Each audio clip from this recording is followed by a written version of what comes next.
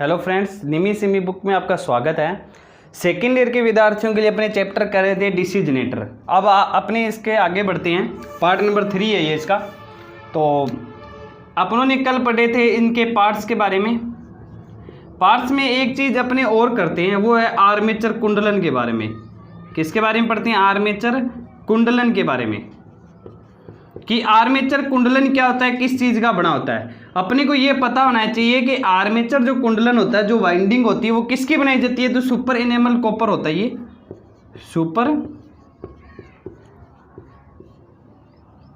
Super enamel copper होता है। ये कॉपर, सुपर इनेमल कॉपर की जो वायर चढ़ाई जाती है वो होती है आर्मेचर कुंडलन। ठीक है। और आर्मेचर जो कुंडलन होता है वो जनरेटर में दो प्रकार से किया जाएगा। एक होता है लेप कुंडलन, एक क्या होता है? लेप कुंडलन। और एक होता है वेव कुंडलन। वेव कुंडलन।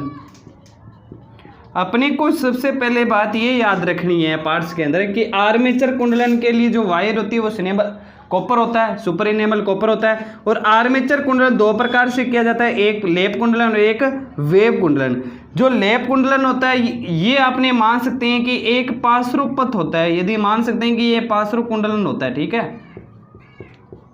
और जो वेव होता है उसको हम बोलते हैं तरंग कुंडलन। उसको हम क्या बोलते हैं? तरंग कुंडलन। जो यहाँ से क्वेश्चन पूछे जाएंगे ना वो आपको मैं बताऊंगा। लेप कुंडलन को पार्श्व कुंडलन बोल रहे हैं और वेव को तरंग।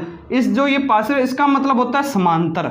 इसका मतलब क्या होता है भाई? समांतर। और तरंग का मतलब अपने ले सकते हैं श्रेणी से। यदि समझने के लिए अपने क्या बोलेंगे इसको? श्रेणी से। अब अपने का जो क्वेश्चन पूछा जाता है हमेशा ही, चाहे वो दिल्ली मेट्रो का हो चाहे वो बिजली बोर्ड का हो, इसके अंदर हमेशा क्वेश्चन ये पूछा जाता है कि जनरेटर के अंदर वेव कुंडलन क्यों किया जाता है और इस जनरेटर के अंदर लेप कुंडलन क्यों किया जाता है। अपने इसको समझते हैं समांतर और श्रेणी से। यदि अपने ये मान ले कि किसी जनरेटर में लेप कुंडलन किया गया है, यानी कि समांतर कुंडलन किया गया, समांतर लपेटन किया गया है, तो क्या बढ़ेगी? वोल्टेज बढ़ेगी या धारा बढ़ेगी?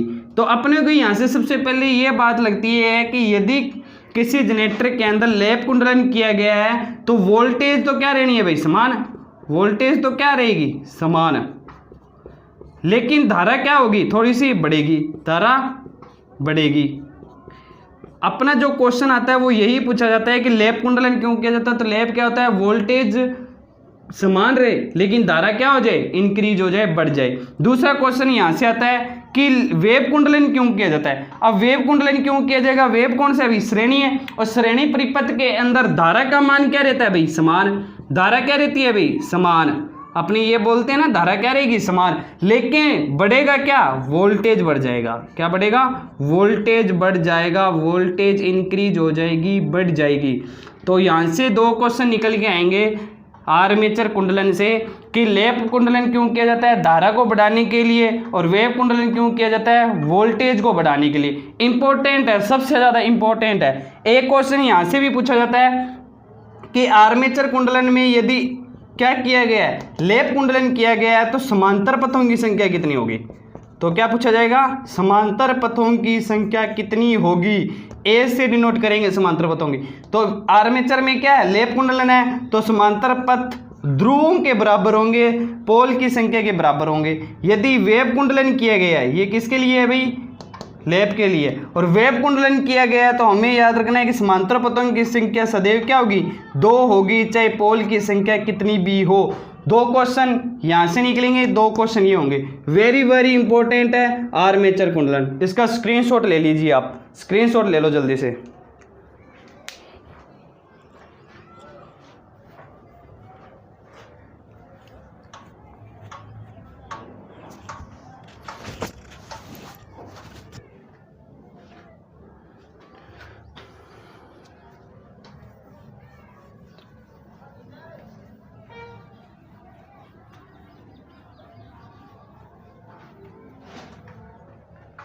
इसके बाद में अपने पार्ट्स को कंप्लीट करते हुए आगे चलते हैं। तो सबसे इम्पोर्टेंट रह जाता है इसके अंदर एक पैदा होता है हमारा ईएमएफ।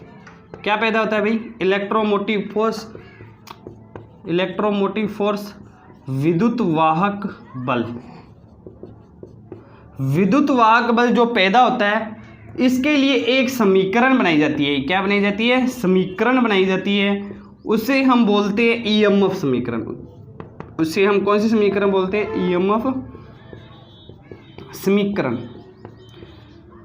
ईएमएफ समीकरण क्या है पूछ लिया जाए कि डीसी जनरेटर में ईएमएफ समीकरण क्या है, तो अपने को बोल देना है कि जनरेटर के अंदर जो विद्युत वाहक बल पैदा होता है इसे ज्ञात करने के लिए ईएमएफ समीकरण बनाई गई है। तो ईएमएफ समीकरण है क्या?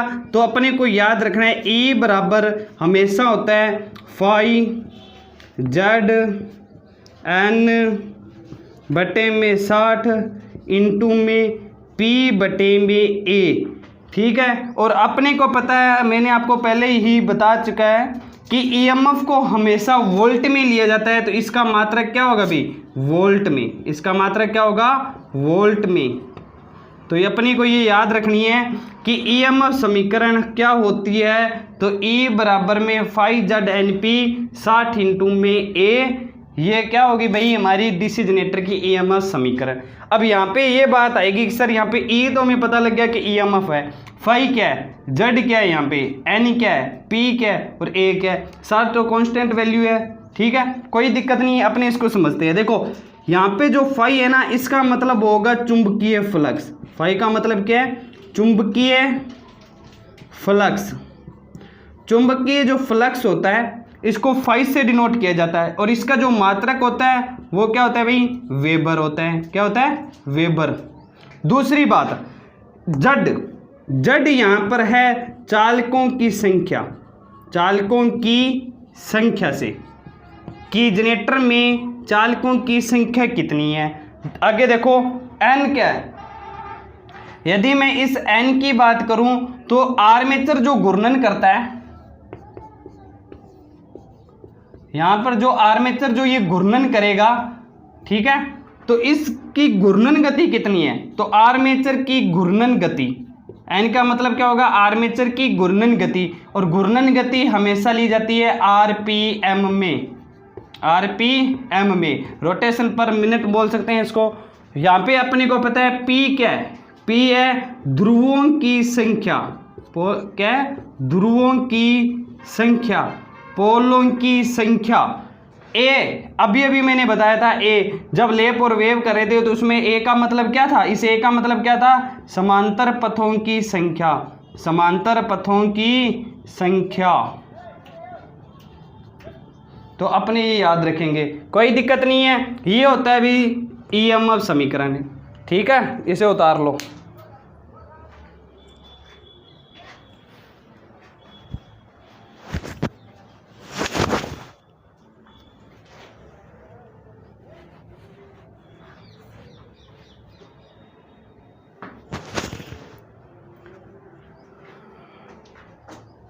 अब आगे चलते हैं थोड़ा सा, इसमें कोई दिक्कत नहीं आएगी, धीरे धीरे पढ़ोगे, आराम से पढ़ोगे, समझ के पढ़ोगे तो कोई दिक्कत नहीं आने वाली, भूलोगे नहीं कभी। ठीक है, आगे देखते हैं। आगे देखो, जो ईएमएफ अभी अपनों ने पढ़ा था उसको ज्ञात करने के लिए, उसकी दिशा को ज्ञात करने के लिए, प्रेरित ईएमएफ को ज्ञात करने के लिए फ्लेमिंग नामक वैज्ञानिक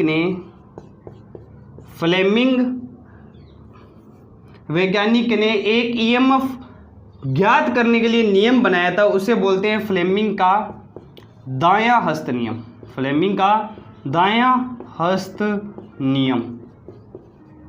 अब इससे जो 2 से 3 क्वेश्चन जो हमारे लिए इंपॉर्टेंट है, उत्तर इंपॉर्टेंट है, वो जरूरी है। देखो सबसे पहले तो ये याद रखना है कि डीसी जनरेटर में फ्लेमिंग का कौन सा नियम लगाया जाता है? तो राइट हैंड रूल लगाया जाता है। कौन सा हैंड रूल लगाएगा?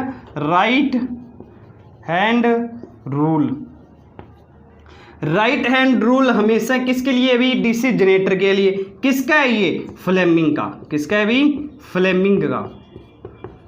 पहली बात क्लियर हो चुकी है कि डीसी जनरेटर में राइट हैंड रूल लगाया जाता है फ्लेमिंग का। दूसरा, राइट हैंड रूल क्यों लगाया जाता है? तो प्रेरित ईएमएफ की दिशा ज्ञात करने के लिए। प्रेरित ईएमएफ की दिशा ज्ञात करने के लिए, ज्ञात करने के लिए। दूसरी बात क्लियर हो चुकी है ठीक है। प्रेरित ईएमएफ की दिशा ज्ञात करने के लिए डीसी जनरेटर में फ्लेमिंग का दायां नियम लगाया जाता है। एक बात और याद रखना है, एक बैक ईएमएफ भी होता है। कौन सा ईएमएफ होता है? बैक ईएमएफ, जिसे काउंटर ईएमएफ भी बोलते हैं, काउंटर ईएमएफ भी बोलते हैं। बैक विद्युत वाहक बल हो गया, काउंटर ईएमएफ भी बोलते हैं। और इसे पश्च ईएमएफ भी बोला जाता है, पश्च ईएमएफ भी बोला जाता है। इसकी दिशा भी ज्ञात करने के लिए, इसकी दिशा भी ज्ञात करने के लिए इसकी दिशा भी जो ज्ञात करने के लिए होता है, उसके लिए भी फ्लेमिंग का राइट हैंड रूल लगता है। कोई दिक्कत नहीं है, ये तीन चीजें उतारिए, फिर मैं आपको समझाता हूं कि फ्लेमिंग का राइट हैंड रूल क्या है। ठीक है,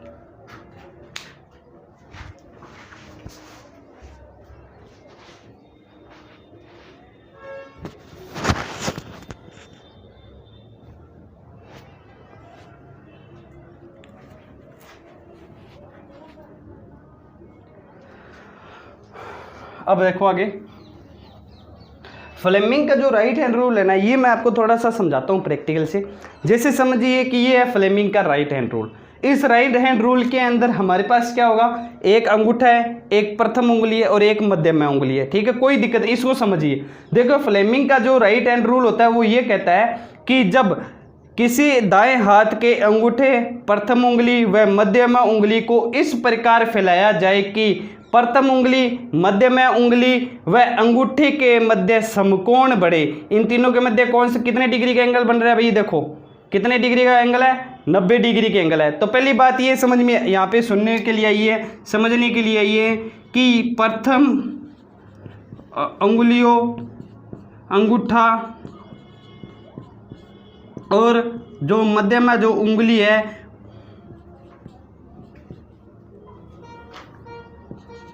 यानी कि फिंगर बोल सकते हैं अपने, इन तीनों के मध्य में कितने डिग्री का एंगल होना चाहिए? 90 डिग्री का। यानी कि ये तीनों क्या होने चाहिए भी? समकोण होने चाहिए। क्या होने चाहिए? समकोण।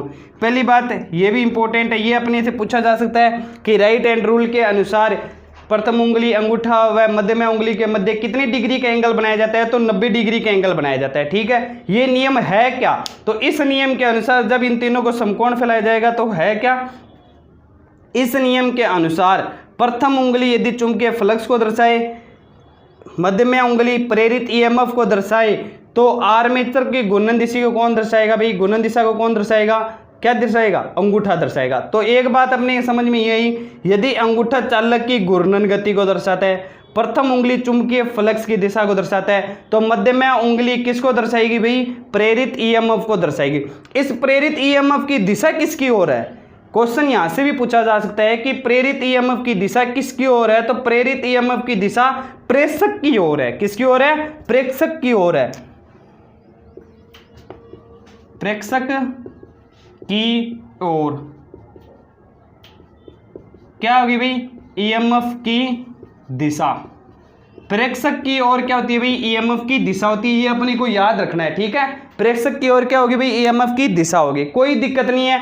यहां से क्वेश्चन पूछा जा सकता है कि फ्लेमिंग के दाएं हाथ नियम के अनुसार जो ईएमएफ जो पैदा होता है उसकी दिशा किसकी ओर होती है? प्रेषक। प्रेषक का मतलब होता है जो इस हैंड को यूज में लेके आता है, उसे बोलते हैं प्रेषक। कोई दिक्कत नहीं आ रही ना। अब एक चीज देखो, यदि आर्मेचर किसकी तरफ जा रहा है? ऊपर का मतलब होता है क्या भाई? नॉर्थ, उत्तर की ओर। यदि हमारा जो चालक है, यदि हमारा जो चालक है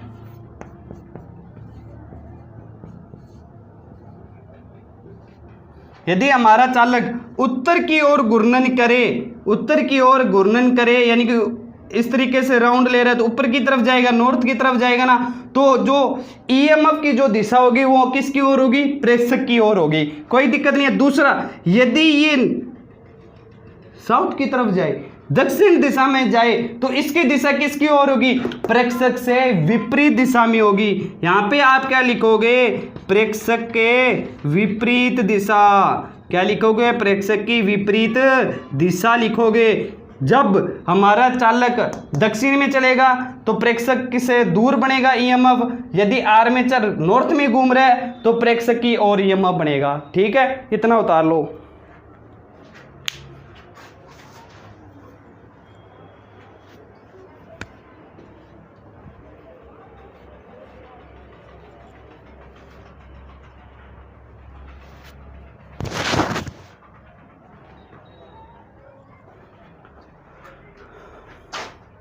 कोई दिक्कत नहीं है, अच्छे से आराम से समझना, 2 से 3 बार वीडियो देख लो, नहीं समझ में आ रही है तो। और यदि आपको कोई और चीज़ नहीं भी समझ में आनी है, वीडियो से नहीं समझ में आ रही है, तो आप मेरे को कॉल करके भी समझ सकते हैं, ठीक है, कोई दिक्कत नहीं है, इतना कैप्चर कर लो, कोई दिक्कत नहीं है। तो ठीक है फ्रेंड्स, आज अपने इतने ही करेंगे, कल अपने करेंगे डिसिजनेटर के प्रकार। कल से हमारा इंपॉर्टेंट स्टार्ट हो जाना है। यहाँ से भी मैंने क्वेश्चन बताए आपको, वो भी इंपॉर्टेंट होते हैं, कितने भी पेपर उठा के देख लो, सारों में इंपॉर्टेंट है ये चीज़ें, ठीक है। तो इस वीडियो को लाइक करें, शेयर करें और सब्सक्राइब करें। धन्यवाद।